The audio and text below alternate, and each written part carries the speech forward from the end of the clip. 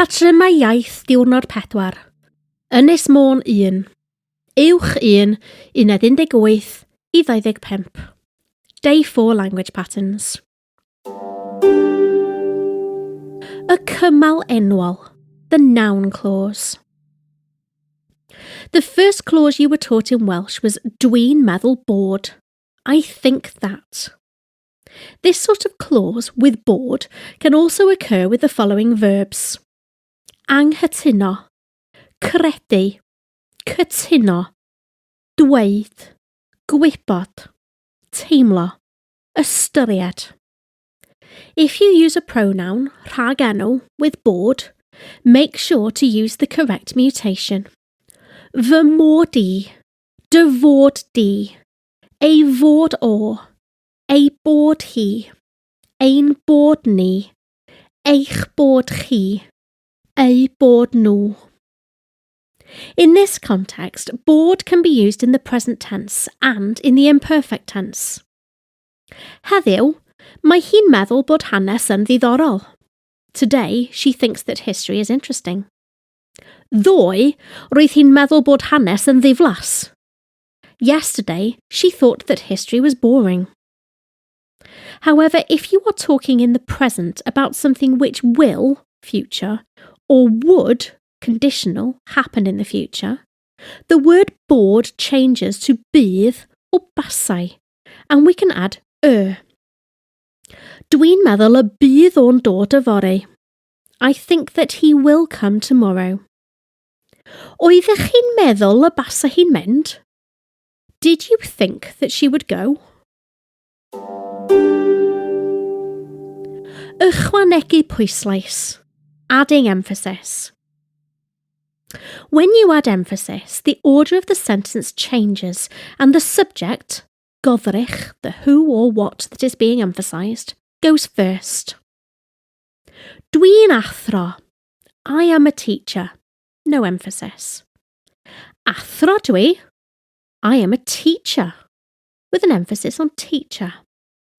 Fi ydi'r athro. I am the teacher. With an emphasis on the I. Ro'n i'n athrawes. I was a teacher. No emphasis. Athrawes o'n i. I was a teacher. With an emphasis on teacher. Fi oedd yr athrawes. I was the teacher. With an emphasis on the I. John sy'n siarad. Emphasis on the fact that John is speaking rather than someone else. John ydi'r athro. Emphasis on the fact that John is the teacher. Ia or naci is the answer yes-no for an emphatic sentence. Cymalau efo pwyslais. Clauses with emphasis. When the second half of the sentence is emphatic and has an emphasis, you replace bod with mai. Dwi'n meddwl bod John yn siarad.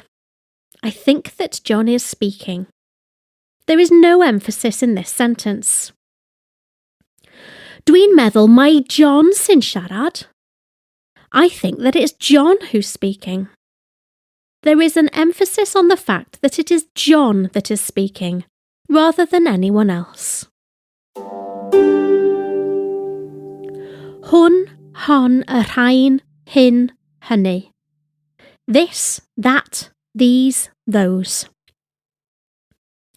There is an easy way to say this and that. Yma. Y ci yma. The dog here. This dog. Y cŵn yma. The dogs here. These dogs. Yna. Y ci yna. The dog there. That dog. Y cŵn yna. The dogs there. Those dogs. There is a much more eloquent way of conveying this information, but you do need to know whether the thing you are talking about is masculine or feminine. Hwn, this, masculine. Hon, this, feminine. Y rhain, these, plural. If the thing you are talking about is abstract, i.e. not a physical thing, you use hyn, this, or hynny, these. If you're specifically naming something, you use the following. Y ci hwn, y gath hon, y ci hwnna, y gath hwnna, y cwn hyn, y cathod hyn, y cwn hynny, y cathod hynny. If you are not specifically naming something, you use the following. Hwn, hon, y rhain, hwnna, honno, y rheini.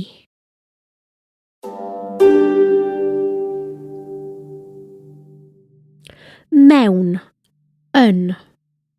In a, in the. At the very beginning of learning Welsh, you were taught a very simple rule for when to use mewn and when to use yn. Mewn, indefinite, in a. Dwi'n gweithio mewn ysbyty. I'm working in a hospital. Yn, definite. Dwi'n gweithio yn ysbyty Gwynedd. I am working in ysbyty Gwynedd. So if you are being specific, you use mewn plus a noun. Dwi'n gweithio mewn ysbyty. I am working in a hospital. If you are being non-specific, you use yn plus or plus a noun. Dwi'n gweithio yn yr ysbyty. I am working in the hospital. Or yn plus a definite noun. Dwi'n gweithio yn ysbyty Gwynedd. At this level, there are some more rules to learn. You use mewn before the following. Before a verb noun, berfenw. Does gen I ddim diddordeb mewn gweithio llawth amser. Dydy o ddim yn credu mewn arbed ynni. Before numbers. Mae o'n gweithio mewn 3 ysbyty. Mi dorrodd hi ei braich mewn 2 le. Mae o'n canu mewn 2 gôr, in 2, but mae o'n canu yn y 2 gôr, in both. Before the words rhyw a rhai.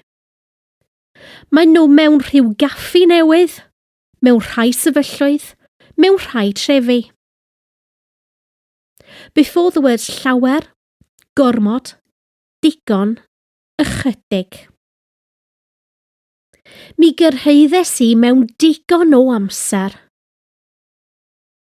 You use yn before the following. Before pronouns, rhagenwau, fy, dy, ei, ein, eich, ei. Yn fy marn I, yn eich tŷ chi, yn ei gwaith hi. Before the word pob. Ym mhob gwlad, ym mhob tref.